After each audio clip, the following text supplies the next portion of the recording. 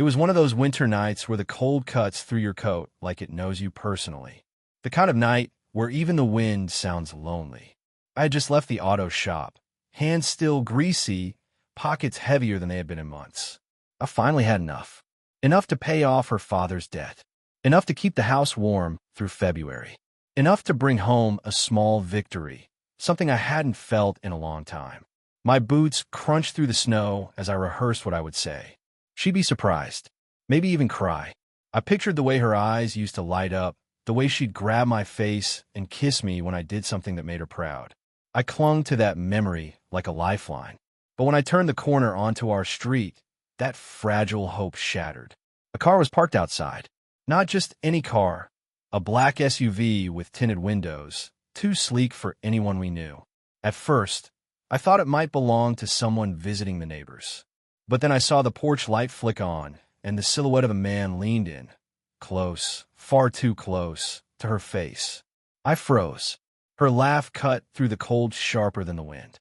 That laugh, the one she used to reserve just for me, now belonged to someone else. And just like that, everything inside me went still. I did not confront them. I did not march up and demand answers or explanations. Instead, I turned around and walked away. My hands, still holding the envelope full of cash, trembled in my jacket pocket. I walked past the auto shop, past the bus stop, past the place where we shared our first kiss. I just kept walking. That was a year ago, and I have not spoken to her since. But yesterday, something changed. She found me. I was under the hood of an old Ford pickup, the kind that rattled more than it roared, when I heard someone call my name. Not the name my buddies here knew me by, Paul. They always call me Mac. Short for MacGyver, because I could fix damn near anything with tape and prayer. But she used my real name. "Nom," she said. I hit my head on the hood. At first, I thought I was imagining it. It had been so long since I had heard her voice that it sounded like it came from a memory, not reality. But when I looked up, there she was, wrapped in a long beige coat, hair tied back like she used to when she was nervous, eyes full of something I couldn't quite name. Regret? Hope? Guilt? What are you doing here? I asked, wiping my hands on a rag that probably hadn't been washed in weeks. I had to see you. She took a step closer, then stopped when I didn't move. I didn't know where else to go. Your number changed. Your email bounced back. I asked around town. Someone said a guy named Mac worked here who looked a lot like. I held up a hand. Get to the point. She looked down, then back up. I made a mistake. I laughed. Not because it was funny, but because the absurdity of it all, that after a year, she thought those 4 words would undo the damage, felt like a punchline to a cruel joke. A mistake, I repeated. Which one? Laughing in that man's face while I stood outside, or letting me believe for months that we were still in this together? She blinked fast. I did not know how to fix it. I thought I had time. But then you disappeared. Yeah, I said, because sometimes silence is the only thing left when words are worthless. There was a long pause. The only sounds were the ticking of the shop's old clock and the wind howling through the broken window in the corner. "I'm not here to make excuses," she finally said. "I just needed to see you, to know you were okay." "Well, I am," I said. "Not thanks to you." She nodded slowly. And then, without saying another word, she reached into her coat and pulled out a letter, handwritten, folded neatly, and placed it on the workbench beside me. "If you ever feel ready to read it, it's all there." And then she left. Just like that. I did not pick up the letter right away. In fact, I stared at it for hours. Because I knew, the second I opened it, I would be reopening wounds that had taken me a year to even begin to heal. But eventually, I read it. The letter started with my name, written just the way she used to write on birthday cards, soft loops slanted to the right. "Nom, if you are reading this, then at least you gave me a second of your time, which is more than I deserve. I do not know where to begin. Perhaps with the truth. Not the half-truths I used to tell myself, but the whole truth I have run from." I paused. My fingers tightened on the edge of the paper. She continued, "I cheated on you. Yes, you already know that. But what you do not know is how long it lasted. It started 2 months before that snowy night. I told myself it was harmless, that I was just lost, confused, tired, that we were drifting apart, and it was not entirely my fault. But deep down I knew. I chose to cross a line. I could feel my jaw clench as I read. He was someone from work. Older. Successful. He knew how to say the right things. He listened when I vented about stress, and slowly, I let my guard down. One dinner turned into two. Then hotel rooms. Then lies. When you came home that night, carrying warmth in your hands, I was with him. You should have been the one I ran to, but instead, I let the wrong person in. I cannot explain to you what happened in my heart that night, but I saw your face outside the window. And for the first time, I saw myself the way you must have seen me, cruel, detached. But I did not stop. Not right away. Not even after you left. It took me 2 months to admit you were gone for good. When I finally looked around and realized the silence was permanent, it crushed me. She went on about the weeks that followed. How she kept calling. How she went to therapy. How her affair partner moved on within weeks, like nothing happened. And then came the line that stuck with me. You were the only one who ever stayed when I had nothing. And I broke you when you had everything to give. I folded the letter halfway, got up, walked to the edge of the garage, took in the chill of the late winter air, then came back and finished it. If you never respond to this letter, I understand. I will carry this guilt for the rest of my life. But if some part of you, even a small part, still wonders what we could have been, I am here. I am ready to be honest, to start again, even if it is only as strangers. There was no plea for forgiveness. No romantic promises. Just a quiet closing line. Take care of your heart, whether it ever beats next to mine again or not. I stared at the letter for a long time. I wanted to rip it up, toss it in the fire barrel outside, watch it burn. But I didn't. Instead, I placed it in a drawer in the corner of the garage, the one labeled Old Tools. Because that's what it felt like now. Something once useful, once part of building something good. But now, just a piece of the past. And I went back to work. The days that followed were a strange blur. Even though the snow had mostly melted, the cold seemed to linger, both outside and inside me. I found myself walking aimlessly around the property, tightening bolts that were already tight, sweeping dust that had not settled, doing anything to quiet the noise in my head. I did not reply to her letter, but I read it again, 3 times. Each time, the words felt heavier, as if they were stitched into the air around me. I kept telling myself it did not matter, that what was broken had already been swept up and buried beneath too many months of silence. But her words, it was not just regret. It was awareness, the kind that only shows up when someone finally looks in the mirror and sees what they really are. Still, I was not ready. Then, on a Tuesday morning, I saw her car parked down the street. I did not go out. I watched from the window as she sat there for nearly an hour, engine off, head down. At one point, she stepped out, looked toward my cabin, then sat back down. And eventually, she drove away. No note this time. The next day, it happened again. That night, I called Ree. I told him she had shown up twice, just sitting there. I asked him what he would do. Are you afraid she will not leave? He asked. No, I said. I'm afraid I will. He let that hang in the air a second before replying. Then maybe it is time you figure out whether it is fear or hope. The following afternoon, I found another envelope. This time, it was tucked under a stone by the side of the driveway. No address, just my name. Inside was a photograph. A picture of us years ago, sitting on the hood of my old truck, wrapped in a blanket during a camping trip. She had written 2 words on the back. I remember. I did too. I remembered how her hair smelled like cedar smoke that night.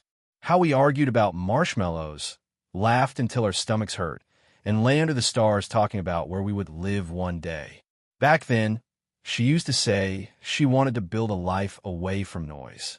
Something real. Something raw. We had tried. We just failed. I placed the photo next to the letter in the drawer, unsure if I was building a collection or a case file. That Friday, I found myself outside the cabin, just after dusk. The sky was clear, moonless, the kind of night that makes everything feel quieter than it really is. I looked toward the road, half expecting to see her headlights again. And they were there. This time, she got out and walked to the edge of the property line. Then, on a Tuesday morning, I saw her car parked down the street. I did not go out. I watched from the window as she sat there for nearly an hour, engine off, head down.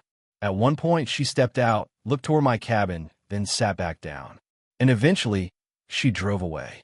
No note this time. The next day, it happened again. That night, I called Ree. I told him she had shown up twice, just sitting there. I asked him what he would do. "Are you afraid she will not leave?" he asked. "No," I said. "I'm afraid I will." He let that hang in the air a second before replying. "Then maybe it is time you figure out whether it is fear or hope." The following afternoon, I found another envelope. This time, it was tucked under a stone by the side of the driveway. No address, just my name. Inside was a photograph.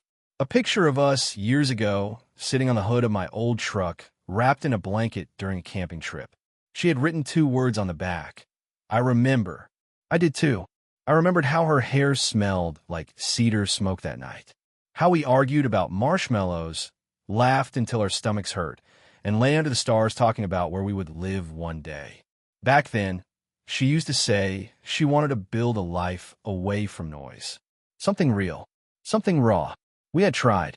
We just failed. I placed the photo next to the letter in the drawer, unsure if I was building a collection or a case file.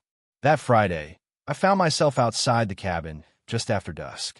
The sky was clear, moonless, the kind of night that makes everything feel quieter than it really is. I looked toward the road, half expecting to see her headlights again. And they were there. This time, she got out and walked to the edge of the property line. She nodded. "Then let it be enough." And we stood there, in the cold, in silence, as 2 people who once promised forever found themselves suspended in something neither of them could name. When she turned and walked back to her car, she did not look back. I did not stop her. The cabin felt heavier after she left. Not because anything had changed physically, but because everything inside me had shifted a little. Not enough to move forward, but enough to disturb the quiet I had worked so hard to build. I tried to return to routine, chopping wood, fixing small things, going on long runs through the trails. But her presence lingered, like the scent of smoke after a campfire has burned out. I found myself thinking less about what she had done and more about who we had been. The difference between the two felt like a canyon, wide, impossible to cross, but I kept walking to the edge anyway. A few days passed with no sign of her. Then, on a Sunday morning, there was a knock on the door. Not her. It was Ree. He held a thermos of coffee in one hand and a manila envelope in the other. He walked in like he always did, no need to ask, and sat down at the small table by the window. "I was on a call," I said. "You never call," he replied with a smirk, then handed me the envelope. "What is this?" "She came to see me," he said. "Said it was important you had this." Inside the envelope were more photos. Not old ones. New ones. Letters too, handwritten, some dated weeks ago. They were addressed to me, but never sent. She said she did not want to mail them. Said it felt like throwing words into the void. I thumbed through the stack, unsure whether to be angry or relieved. She also said she was leaving town, Ree added quietly. New job, new city. Said she is not running, just moving on. I looked up. Why did she want me to have these now? She did not say. Just asked me to make sure you got them, in case she never saw you again. I stared at the pile of letters in my lap. Part of me wanted to burn them. Another part, maybe the part that still remembered her laugh in the dark, the feel of her hand under mine, wanted to read every single one. Ree stood up to leave. You do not have to open them, but you probably will. He was right. After he left, I sat for hours just staring at the stack. And when the sun dipped low behind the pines, I opened the first letter. It was dated nearly 4 months ago. She wrote about her regrets, yes. But more than that, she wrote about her mistakes without excuses, about how she had spent months unraveling the parts of herself that had let it all happen, how she had joined a support group, started therapy, even apologized to people I never knew she had hurt, former colleagues, friends she had abandoned, her own sister. She talked about guilt, not as a weapon to win sympathy, but as a weight she now chose to carry rather than bury. She talked about the silence between us, and how sometimes silence said more than words ever could. Some letters were angry, at herself, mostly. Some were quiet, filled with memories she could not seem to let go of. But one stuck out. It was a single page. No date. Just 4 words, written in her handwriting. I loved you honestly. Not perfectly, not consistently, but honestly. I folded the letter and set it aside. My chest felt tight, not because I believed her, but because I realized I still wanted to. That night, I sat outside under the stars. No phone, no fire, just the cold and the quiet and that one sentence echoing in my mind. I loved you honestly. Whatever came next, I knew this moment would stay with me. Not as an ending, not as a beginning, but as the place where something finally settled, where grief turned into understanding. And maybe, someday, understanding might turn into peace.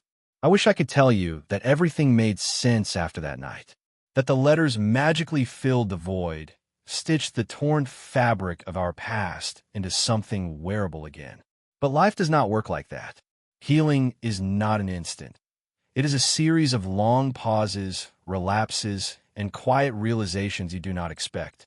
A week after reading her final letter, I stood at the edge of the trail behind my cabin, holding that one page, the one with only 4 words. I loved you honestly. I had read it so many times, the fold was soft and smoothed down. It had no answers, but it kept asking the same question in my head. Was it enough? That was when I saw her again. She was just standing there at the bottom of the trail. No warning, no call. She looked different, not in appearance, but in posture. She was not carrying the weight of apology anymore. She looked like someone who had come to say goodbye, not beg for another beginning. I didn't know if you'd be here, she said. I live here, I replied, half smiling. I know, she said, but I also knew you might have decided to disappear again, and I wouldn't have blamed you. The silence that followed was not uncomfortable, just cautious. She pulled something from her coat pocket and held it out. A small box. Inside, the ring I gave her. My wedding band. I figured you'd want this, she said, even if just to bury it. I took it and stared at it in my palm. Funny how something so small could once mean forever. I don't know what you want from me, I finally said. She shook her head. Nothing. Not anymore. I came here for me. I needed to see the place where you healed, to know you really found it. She looked around. Her eyes drifted to the small wooden fence, the trees, the sound of wind slipping between branches. It suits you, she whispered. I wanted to ask her why now. Why show up again after everything? But I realized she had already answered that. This wasn't about fixing the past. It was about honoring it. I think about you every day, she said softly. Not because I expect anything, but because there's a part of me that will always belong to who we were before the storm. She looked up at me with eyes that used to belong to the woman I once knew. I'm not asking for a second chance. I'm not even asking for forgiveness. I just needed you to know, I understand now, what I did, what I lost, and that I'm learning to live with it. And then she smiled. Not the smile she used to weaponize, but a real one. A fragile, brave one. I'm moving out west, she added. A small town. Teaching art at a community center. I thought I'd hate the quiet, but I'm learning to listen to it. I didn't say much, just nodded, feeling everything and nothing all at once. She stepped closer, not too close, but enough to hand me one more envelope. This is the last one. No return address. No expectations. She turned and began walking away. No tears. No last looks. Just a quiet goodbye in the snow. I stood there until she disappeared behind the bend in the trail, then went back inside and placed the ring on the windowsill beside the letter she once left me. The one that started all of this. The last envelope sat untouched on the table for hours. When I finally opened it, there was no letter inside. Just a photograph. One we took in our first year of marriage, sitting on a bench in the park, holding coffee cups, her head resting on my shoulder. On the back, in her handwriting, were just 2 words. Thank you. And somehow, that was enough. The days that followed were quiet, calm in a way that didn't feel like emptiness, but more like exhale. Like I've been holding my breath for years and finally let it out. Winter lingered a bit longer that year. Snowfall came late, covering the trail behind my cabin with a soft hush that muted the world. I spent my mornings walking through it, banjo leading the way, nose to the ground, tail wagging at every buried scent. The photograph sat on my shelf now, next to the letter and the ring. I didn't frame it. I didn't tuck it away either. It just belonged there. A reminder that love, however flawed, still mattered. People like to ask if closure is real. If you can ever really move on after being betrayed by the person who once promised you the world. And the truth is, I don't know. Maybe closure is just another word for acceptance. I didn't forgive her because she earned it. I forgave her because I deserve peace. That distinction took me months to understand. One morning, as I sat on my porch sipping coffee and watching Banjo chase a bird he had no hope of catching, I heard footsteps, not hesitant like hers had been, but familiar. It was Ree. He nodded, handed me a box of nails without a word, and walked around the side of the cabin to the shed. Some friendships are like that, built in silence, strengthened by doing instead of saying. We spent the afternoon fixing the shed roof. No small talk, no advice, just the rhythmic sound of hammers, the occasional curse when one of us missed, and the comfortable ease of not needing to explain anything. As the sun started to dip, Ree finally broke the silence. One we took in our first year of marriage, sitting on a bench in the park, holding coffee cups, her head resting on my shoulder. On the back, in her handwriting, were just 2 words. Thank you. And somehow that was enough. The days that followed were quiet, calm in a way that didn't feel like emptiness, but more like exhale. Like I'd been holding my breath for years and finally let it out. Winter lingered a bit longer that year. Snowfall came late, covering the trail behind my cabin with a soft hush that muted the world. I spent my mornings walking through it, Banjo leading the way, nose to the ground, tail wagging at every buried scent. The photograph sat on my shelf now, next to the letter and the ring. I didn't frame it. I didn't tuck it away either. It just belonged there. A reminder that love, however flawed, still mattered. People like to ask if closure is real. If you can ever really move on after being betrayed by the person who once promised you the world. And the truth is, I don't know. Maybe closure is just another word for acceptance. I didn't forgive her because she earned it. I forgave her because I deserved peace. That distinction took me months to understand. One morning, as I sat on my porch sipping coffee and watching Banjo chase a bird he had no hope of catching, I heard footsteps, not hesitant like hers had been, but familiar. It was Ree. He nodded, handed me a box of nails without a word, and walked around the side of the cabin to the shed. Some friendships are like that, built in silence, strengthened by doing instead of saying. We spent the afternoon fixing the shed roof. No small talk, no advice, just the rhythmic sound of hammers, the occasional curse when one of us missed, and the comfortable ease of not needing to explain anything. As the sun started to dip, Ree finally broke the silence. That kind of strength? It changes people. She's better now.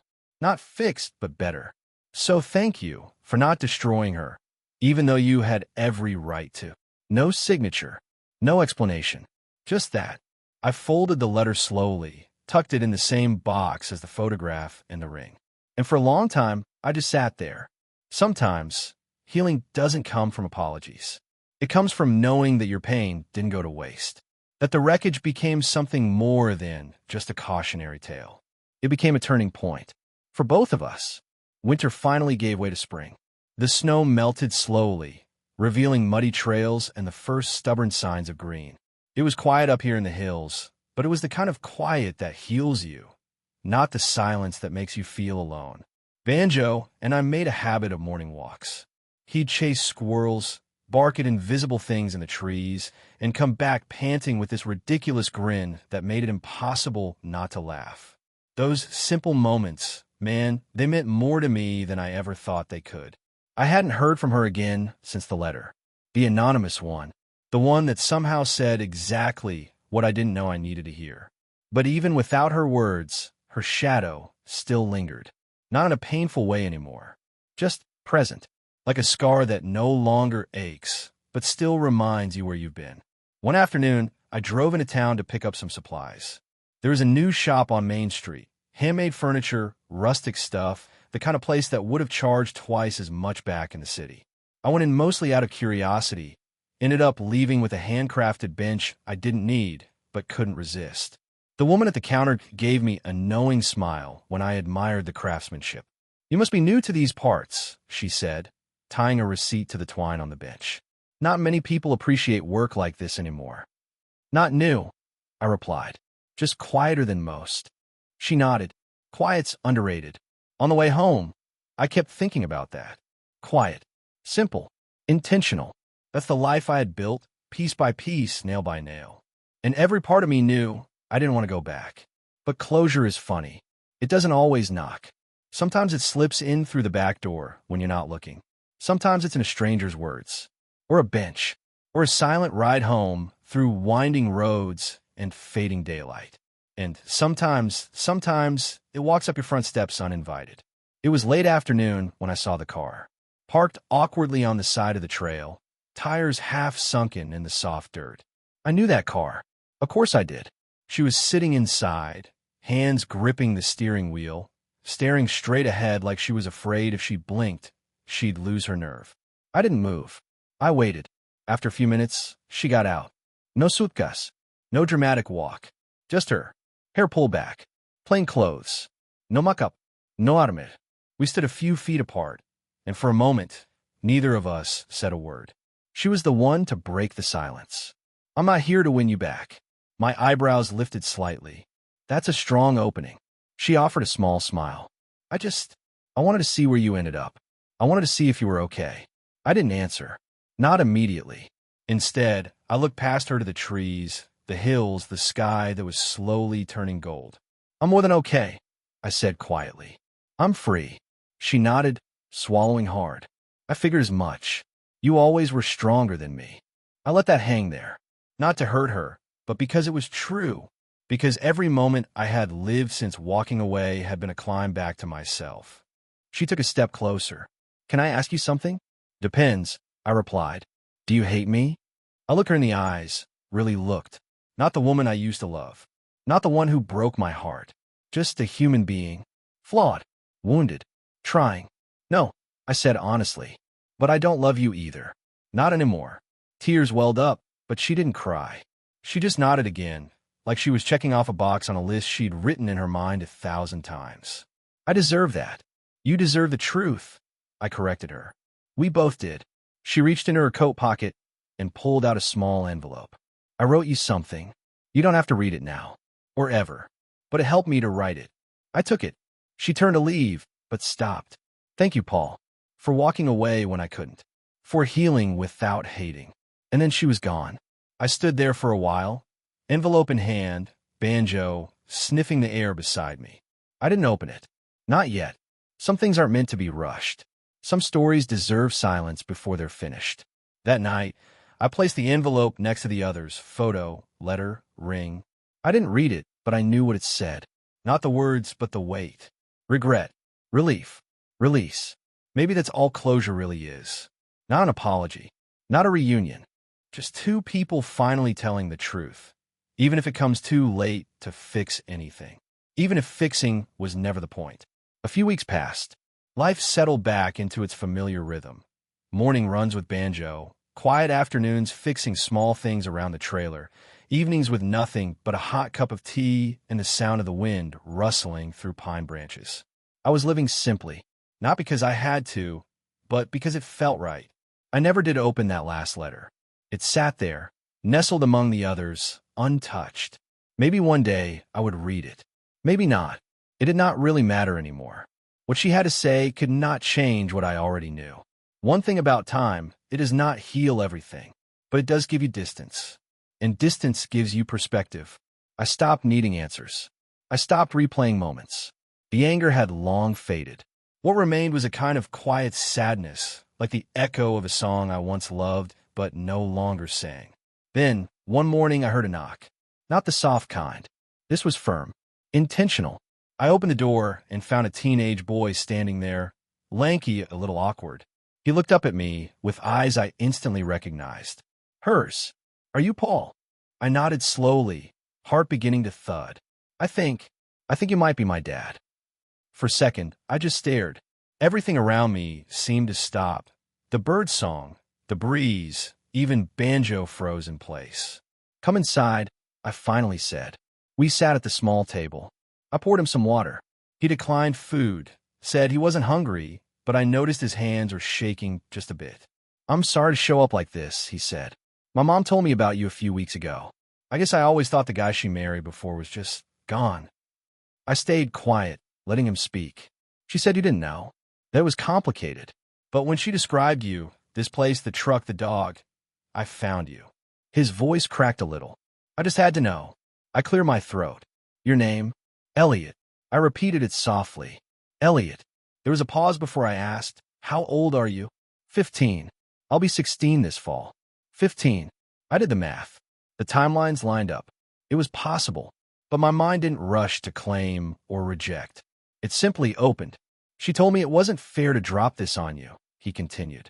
But I told her I needed to meet you, even if it was just once. You didn't come here to ask for anything. I asked carefully. He shook his head. I'm not here for money or anything like that. I don't know. I wanted to look you in the eyes and ask, what kind of man are you? I exhaled slowly. That hit deeper than anything else had in the last year. Not what kind of husband I was, or son, or friend. What kind of man? And right then, sitting across from this kid, I want to be the kind of man he could be proud to meet. So I told him the truth. Not every detail, but enough. About who I had been, what I had lost, why I had learned. He listened, silent, absorbing everything. Then I asked about him, what he liked, what he wanted to do with his life. He told me he liked to draw, that he was into classic cars, like his mom said I used to be, that he was thinking about becoming an architect. We ended up walking the trail behind the trailer. Banjo ran ahead, sniffing everything like usual. Elliot kept pace beside me, asking questions about how I built some of the things around the property, how the solar panels worked, how I wired the generator. I saw myself in him. The curiosity, the way he noticed details, the questions he didn't quite know how to phrase but tried anyway. By the time the sun was setting, I offered him a ride back to town. He accepted. Before he got out of the truck, he turned to me. Would it be okay if I came back sometime? My throat tightened. Yeah, I said. I think that would be more than okay. He smiled.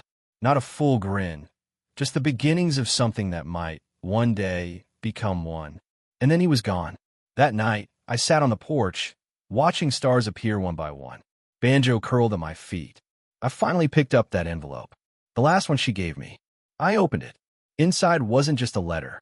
It was a photo. A baby photo. On the back, in her handwriting, was a date.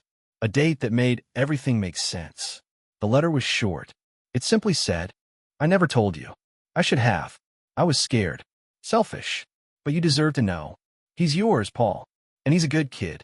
I hope one day, when he's ready, you'll forgive me enough to know him. If you're reading this, I guess he found you. And I hope you see even a little of yourself in him. Because he's the best part of both of us. And at the bottom, a postscript. He likes dogs and old trucks. You'll get along just fine. I held that photo for a long time. Not crying. Not angry. Just grateful. Life had taken everything from me once. And somehow, quietly, gently, it had started giving things back. Not all at once. Not loudly. But piece by piece. And sometimes, that's how healing works. It had been 2 weeks since Elliot first showed up. He came back the following weekend, this time with a sketch pad under his arm. Banjo remembered him instantly, ran up like they were old friends. We sat on the porch, and he flipped through his drawings. Pages full of imagined cities, cabins in the woods, bridges spanning rivers that didn't exist anywhere but in his mind. This one, he said, tapping a small A-frame house nestled between trees, I think it's based on this place. Your trailer. The way it feels. That one line hit harder than I expected. Not how it looked, how it felt. It reminded me of something I had not thought about in a long time. That home isn't a structure. It's a feeling, a moment, a person even. And somehow, without planning it, I had created that feeling again, out here in the quiet. With every visit, Elliot opened up a little more. He wasn't just my son. He was his own person, sharp, observant, soft-spoken, but thoughtful. One afternoon, he asked if I ever thought about forgiving her. I didn't answer right away. Forgiveness was a strange thing. People often think it's a door you open for someone else. But the truth is, it's a door you walk through for yourself. I don't know, I said honestly. Some days, I think I already have. Other days, I still hear the silence from when I needed her most. He nodded like he understood, even if he didn't fully. And then he said something that changed me. She told me she hated herself for a long time. That when you left, she didn't just lose a husband. She lost a version of herself that felt good. It was quiet after that. Just the sound of wind and Banjo's paws crunching gravel as he explored. I stared at the hills, remembering how empty they felt when I first got here. And now they seemed full. It wasn't about her anymore. Not really. It wasn't about what she'd done or what she regretted. It was about this boy beside me, this porch, this afternoon that would come and go just like any other. I made peace in that moment. With the past. With her. With myself. A week later, I got an email. It was from her. Short, measured, different from before. No begging, no pleas. Just this. I heard he found you. Thank you for being kind to him. I've started over in a real way this time. I'm not asking for anything. Just thank you. I never deserved your grace, but I'm grateful for it. I stared at it for a long time before hitting reply. Typed just one line. We both made mistakes, but we also made him. And he's a good kid. That counts for something. Then I closed my laptop and went outside to meet Elliot, who was already helping Banjo dig up a particularly stubborn patch of dirt near the tree line. We ended that day watching a storm roll in, thunder rumbling in the distance, the scent of rain heavy in the air. Elliot leaned back and looked up at the clouds. Think it'll be a big one? Maybe, I said, but it'll pass. And it did, like all things do. You see, I thought this story was about betrayal. Then I thought it was about loss. But standing there, shoulder to shoulder with my son under a sky that promised both thunder and sunlight, I realized something else. It was never about what she did. It was about what I chose next. And in choosing to walk away from what broke me, I had unknowingly walked toward what healed me. Maybe that's the twist no one saw coming. Not revenge, not redemption, but peace. And sometimes that's the best twist of all.